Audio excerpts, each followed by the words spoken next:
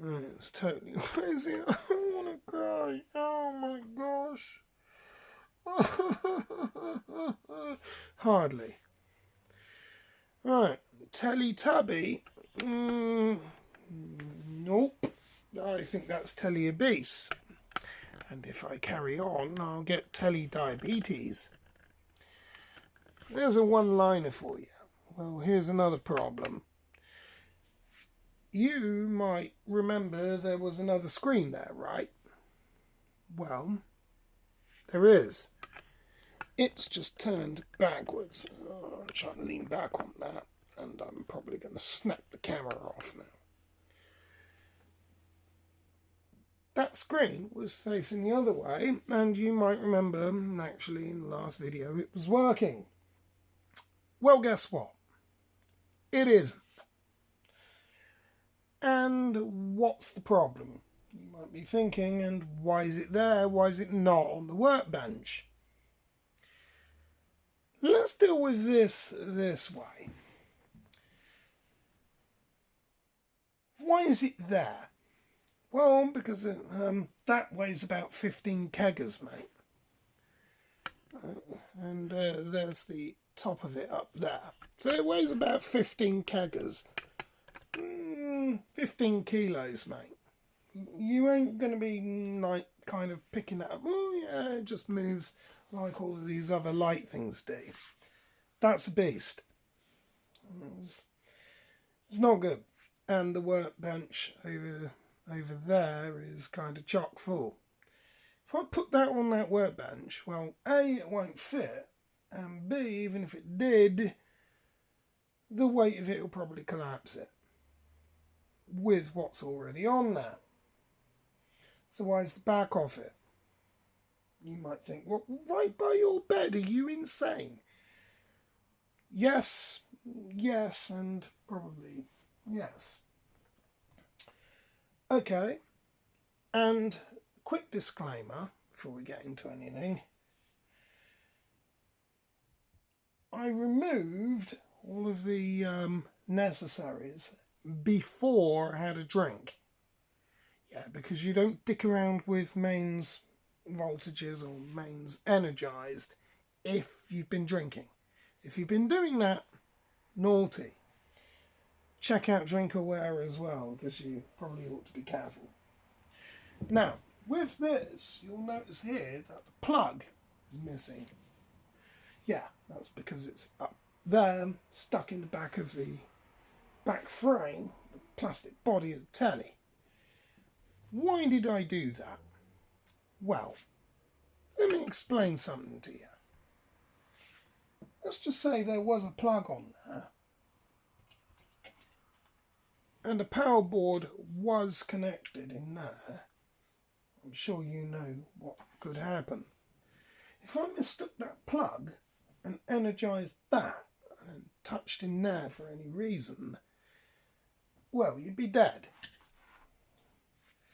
Now, some other people say, but you're handling something there that potentially could have stored energised. Yeah, that's why we discharged that carefully. If you don't know how to discharge things, you probably ought not to be messing around with them. But I will cover that one, rest assured. But anyway, this being said, I'm going to show you the problem and why I'm not going to go launching that straight in the skip or anywhere else. So there's your power board. This is off that Zennius 46-inch thingy.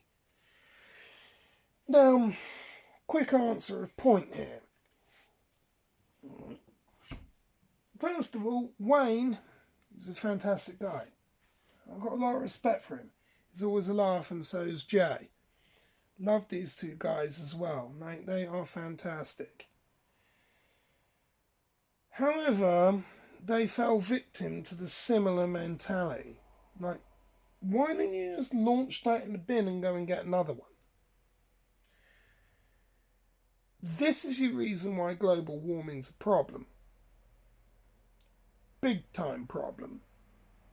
Because it's just easier to throw it away and disregard all of our knowledge, all of our books that we have here, all of our fantastic education, all of our knowledge, and just say, oh yeah, we'll forget it. We won't bother fixing two simple problems which you should have seen at this point. And instead, all we'll do is just go, oh, well, we don't need to worry about that, and throw it away.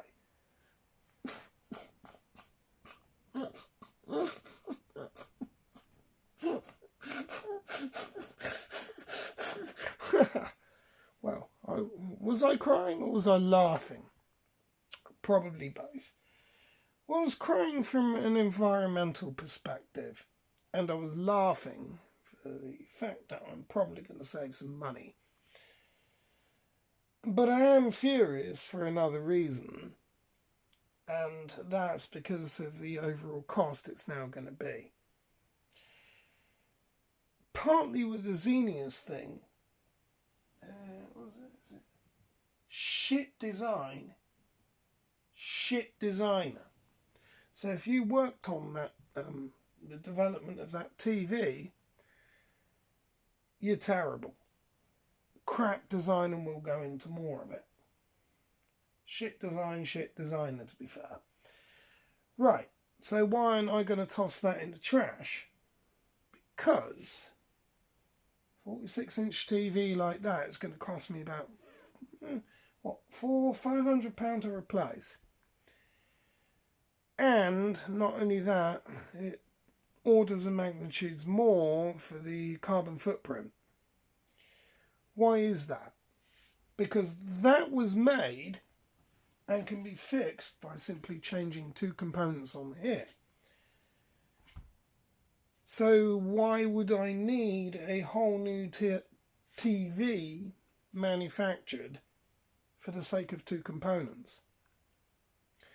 Well, that's just laziness and the typical mentality that we have. No wonder why global warming is a thing.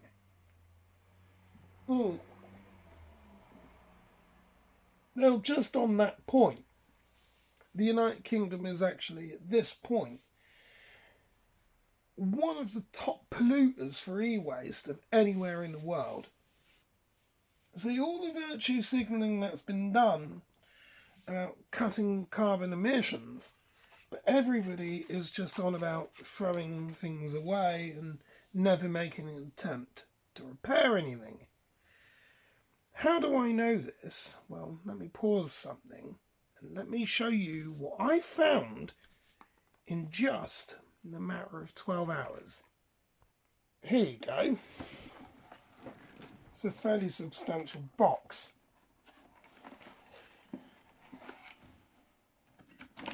All of these are power supply cards.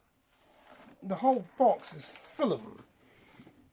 Off of things that were discarded, essentially because they didn't work. What they all have in common was screens were cracked. Nobody made any attempt to salvage any of these parts. And all of these I've tested within that time, like this, and all of those work. The problem is, none of those have components that fit on the board I need. That's how I know we've got a problem. A big problem. Back in the day, we had a solution for this, and that was called Maplin. And this is where I've got quite an issue. I sort of cry because Maplin, I used to love those guys, and they used to love me as well, because I spent lots and lots of money there, which is good, and it was good for me. The situation was quite simply this. I could take in fact it was even before that, I could lay in bed, ring them up first thing in the morning and ask them if they had specific values of components that I needed, which look like that. So we know the type that it is, electrolytic radial aluminium polarized capacitors. We knew all the values that we need because we have it there on the board and we know the layout of it. We know its diameter, we know its height, we know the lead length that we need and the lead gap. We also know the two parameters also that we need, which on number one was 2700 microfarad or farads, so we need 2700 small farads. Farhad is a great security guard. I love that guy, he is super amazing.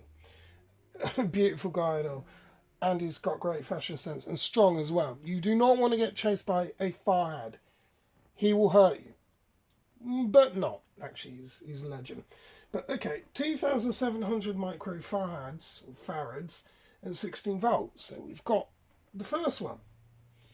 The second one is 2,200 microfarads, 6.3 volt. Great. So now we know what we need. The only other thing that we need to know is the operating temperature of these components. And there are two things that we can observe. One could be 85 degrees centigrade and the other one is 105. But it's moreover, like we said, we need to know the exact height and diameter of these things. Now the alert among you will probably say, well, what's the Y-shaped thing on the top? Now this is why we've got a problem. We'll come to the whole PCB thing in a moment.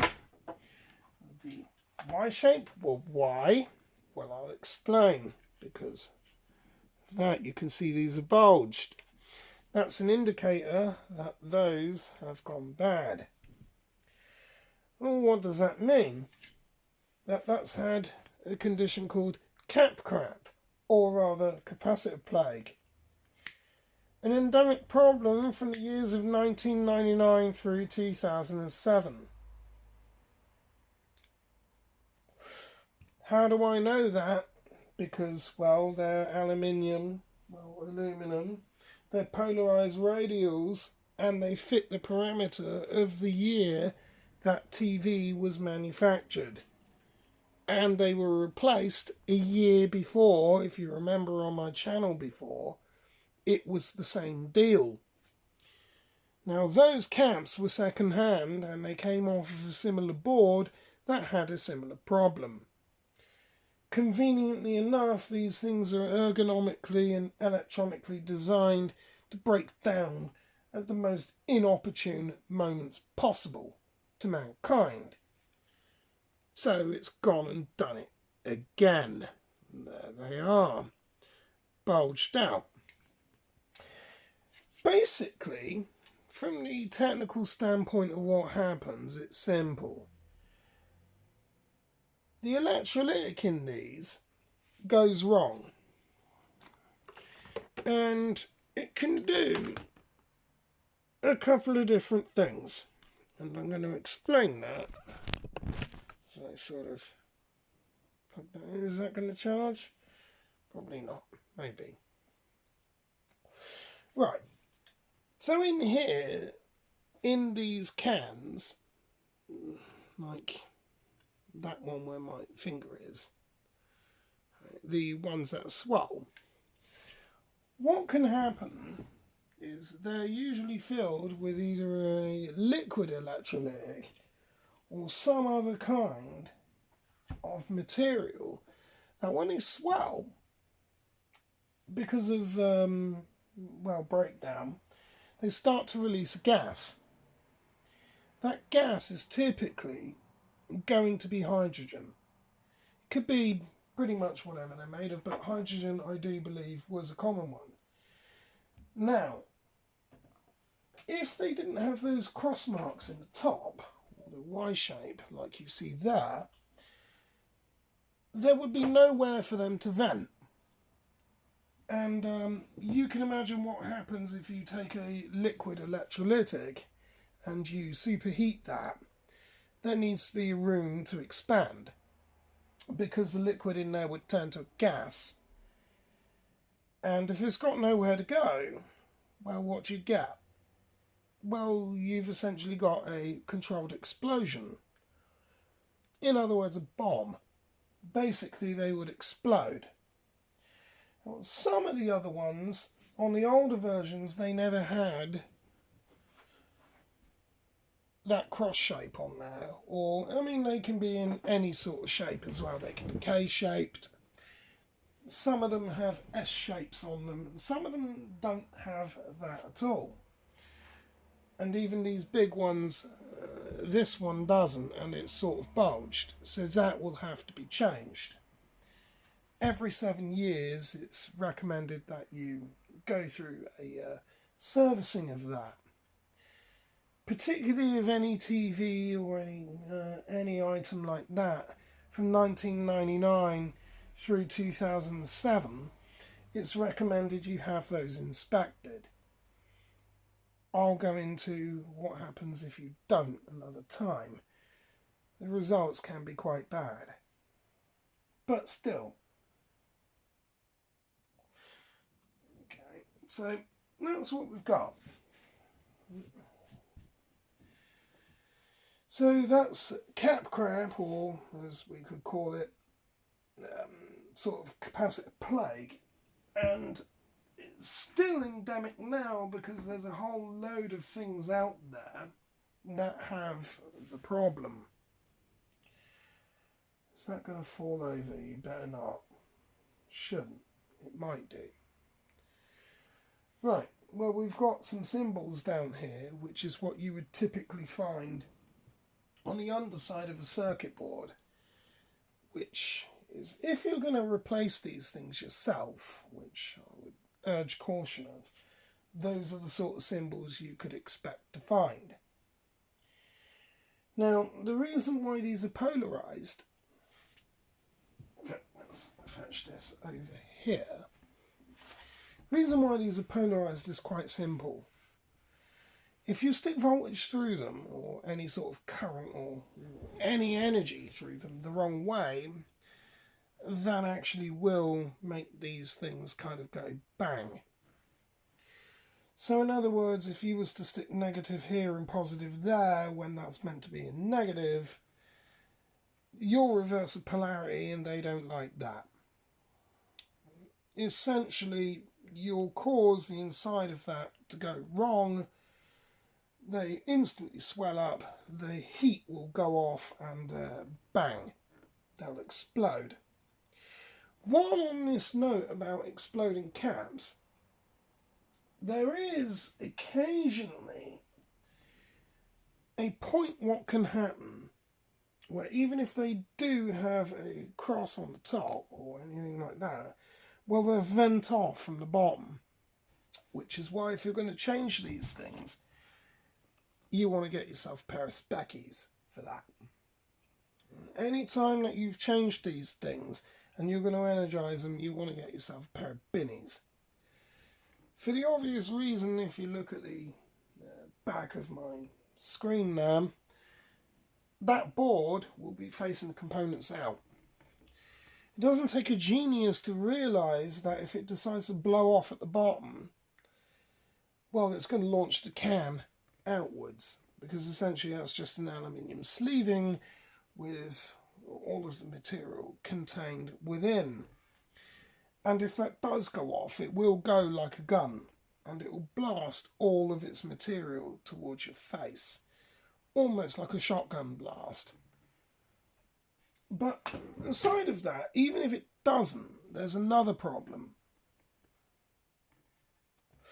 The other problem is, well, there's two other problems. One, it could just perforate like what that's done and start leaking its compound out. So it's almost like a sort of compound fracture, almost. But it'll just leak out all of its material. And this is a problem because you essentially get a nasty crust, almost like what's happened here. You probably won't be able to see it yet, but there you can see it swirl.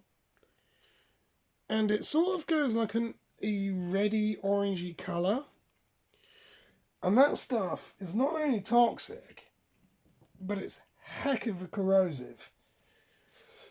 That comes into contact with the surface of a PCB, pardon me, it will just start eating away.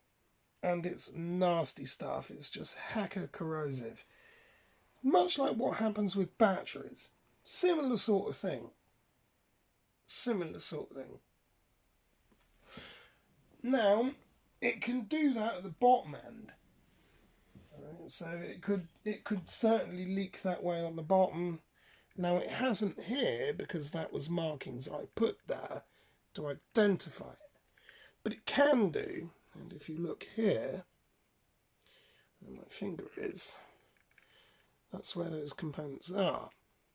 So it would knock all of those resistors out and potentially that FET or MOSFET or whatever that is, destroy all of that if that was the case. Luckily, we got this in time. Now, the worst case scenario, and this is the point I want to get at with some of these, when you've got uncrossed caps. If they go bang and they don't have cross on top, well, we looked at that earlier, I just mentioned it. I've got one here which is a much higher voltage. You can see that. It's rated 400 at 470 microfarad, which is a little bit bigger than what we have here. Now, on the underside of that, these can blow out if you get them either wrong or they fail. And on the underside of that, which is around there, it would knock a sufficient hold out. It would just basically blow that straight through the bottom of the board. Because those two prongs, you see there, are those two prongs there. So it would just blast all that out. And, well, it would destroy everything within that area, rendering the whole thing as completely dead. Now what we can do is we can potentially measure these components across here, but it will require me to desolder this in order to get a true reading. I can use my multimeter to actually do that and measure that properly. But it'll mean me desoldering this, and probably because I'm suspect of that, I probably will and change it. Luckily, we've got new parts on order. And if you look here, if you'll be able to see it, that's where my finger is. Can you? There's the stripe down there. That indicates the negative rail or negative lead on it. That's typically how these things are marked, much like what you see on here. Now, just on this, the bottom, these are the sort of markings you can expect to find on printed circuit boards. Sometimes you can just find a round circle with two dots, and sometimes a line, like what you would have here, sometimes a plus, or something like this.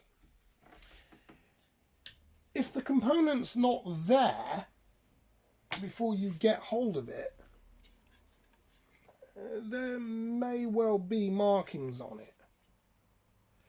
Sometimes, when on the face of this you remove this there will be markings.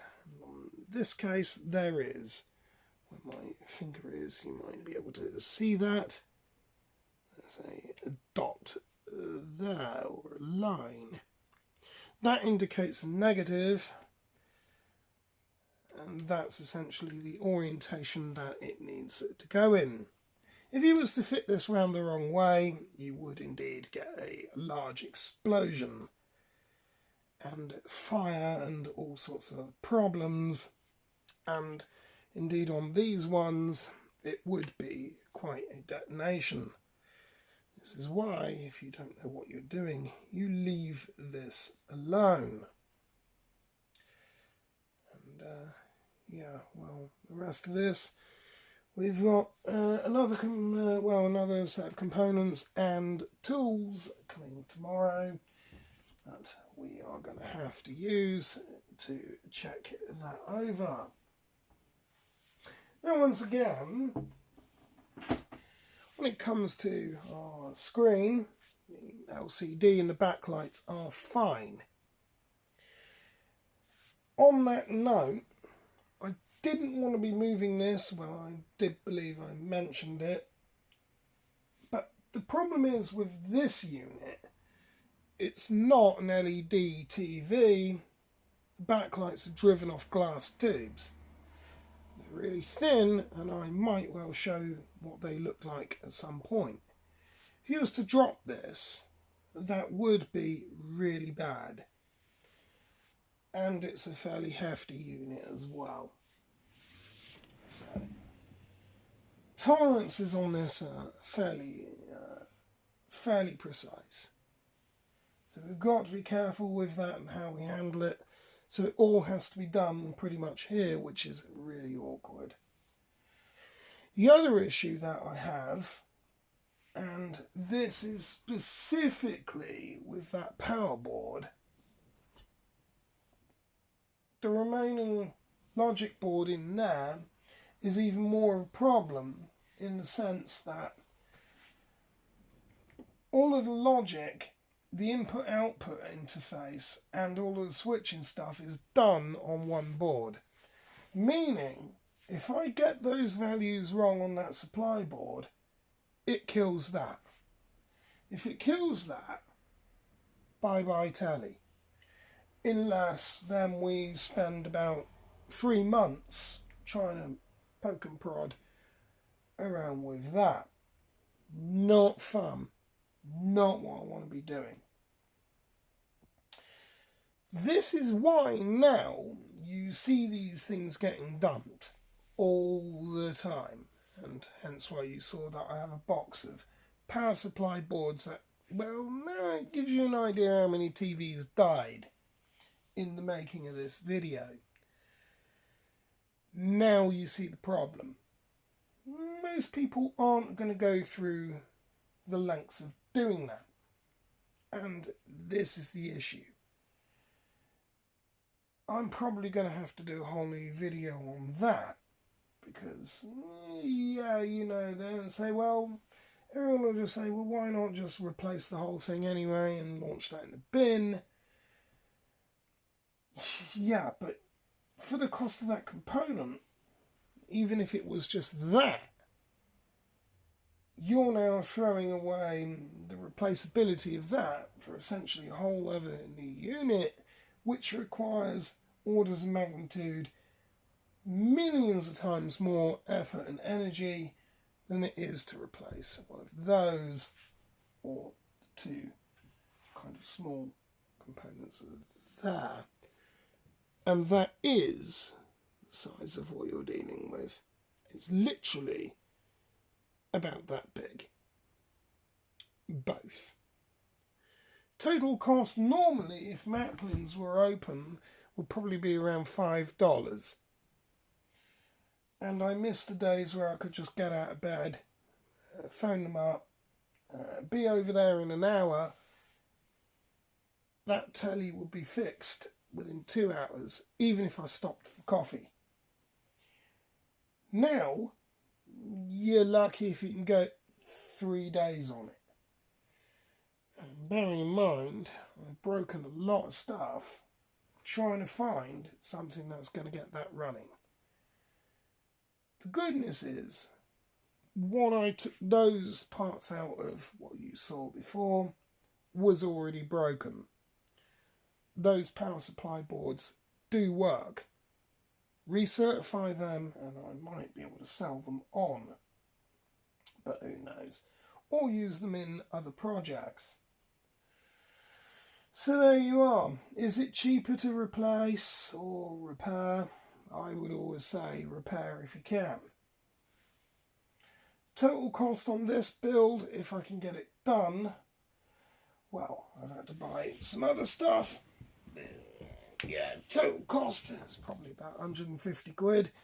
But like Russ would say, once you've got those parts, once you've got the tools, you've got them. And that's so true. Anybody who knows engineering or has a knowledge of this stuff is once you buy tools, you generally have them. That's like my Fluke multimeter and a lot of other stuff. That multimeter wasn't cheap. Well, decent gear isn't, but once you've got it, you've got it. Unfortunately, when it comes to buying those components, well, I'll have to do a whole another video on that. Even though that those were probably each about £1 or about $2 each. So, well, let's call it $5, £2.50. Delivery charge is £12, which is stupidly expensive, but you spend $33 or more from DigiKey and you don't pay delivery charge. So we spent more than what we need, but we've got all of the other components that we think we might need. But boy, aren't I fuming. This is what happens when we have a throwaway industry and nobody wants to fix anymore. So people like me are definitely a dying breed. Because the oligarchs, yeah, they could just say, here you go, here's another one. And nobody needs to know anything anymore. It's as simple as that. So nobody needs to know anything. Nobody needs to know anything about science or engineering. You can just simply go, oh, well, I'll just discard it and go and buy another one. But you're still going to have to rely on someone. That's the silly thing about it. So what happens when your stuff's broken and then there's no other place where you can get anything? Then what are you going to do? Yeah, you're still going to need someone like me who can sort that out. Think about that. Instead of wasting time on things like Facebook or anything like that, maybe go pick up some books, maybe get on to some knowledge sites and start learning this stuff, because you never know, it might help you. And to any single girls out there, stop messing around with these kind of funny guys. Oh, shit. It's not really working, is it? Stop messing around with those kind of guys that, you know, that you deem are less hassle. Look, I require a little bit more work, but I'm worth it in the long run, which is probably why I'm still single. I'm not really that worried. But anyway, look, you might think that I'm just a geek. No,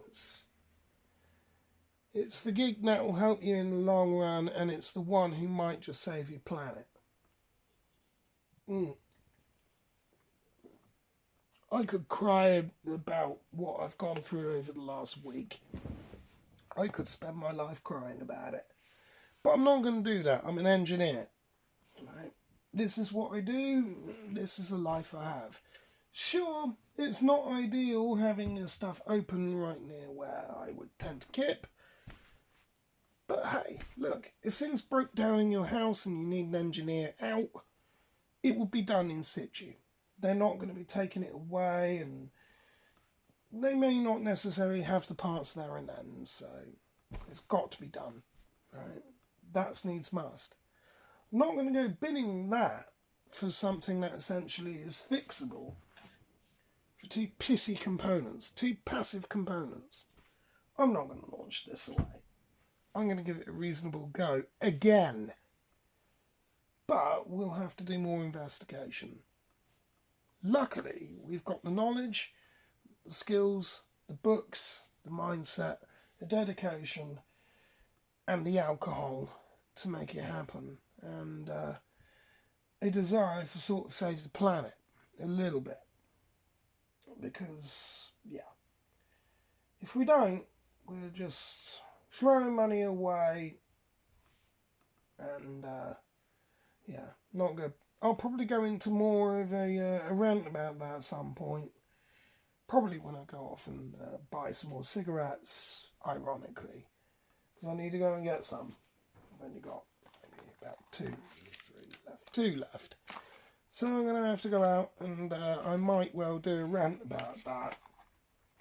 About the whole environmental problem, that people just tossing stuff willy-nilly, leaving it there, whatever. At least we're sort of dealing with this. If I can fix it, I will do, and keep it going for another few years. I've had that TV now for a year. It's broke down twice in that time because they're ergonomically designed, scientifically engineered to break within that time, and I'm going to fix it again. That's what I do. That's what I do best. And I'm not going to cry anymore about it. Done all that, and yeah. It knocked my server out as well because I can't use that because that's now gone. But yeah. Might be out by about 3 or 4 days on it. Maybe a bit longer. We'll see. But I'm not going to just go discarding that until I've made a reasonable effort. And if I do have to discard it, well, I won't. I'll probably just save the LCD panel. I'll save the panel. And, well, yeah, we'll probably just save it, to be honest with you. I've got a few other things that need to get gone anyway, but we'll save the panel. We might be able to even build something else out of it. That might be a story for another day if this doesn't work. I'm hoping it does. Parts I have, I'll give it a go. We'll see. Now, component-wise, yes, it was expensive. Probably about 45 quid spent. Can't guarantee that any of those will be right, but at least then we either have the send back policy, maybe, or we can keep those parts on shelf for something else and wait until the time comes for these two babbies.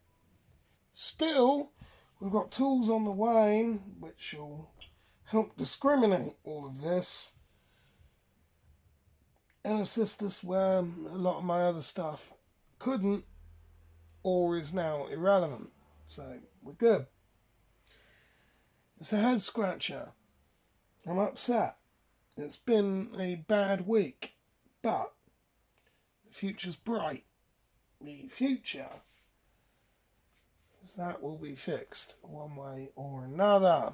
Until then, guys and girls, until I solve this or whatever, stay amazing. Oh, we forgot something, didn't we? Hear that? Yeah, you probably heard clicking. That was relays going on. We've got another one, haven't we? Yeah, we can't use that one because that's out of action. Can you hear that? Wait for it. That's that bell. Ringy ding. Like, comment, subscribe, and that's shit. See you soon. Bye.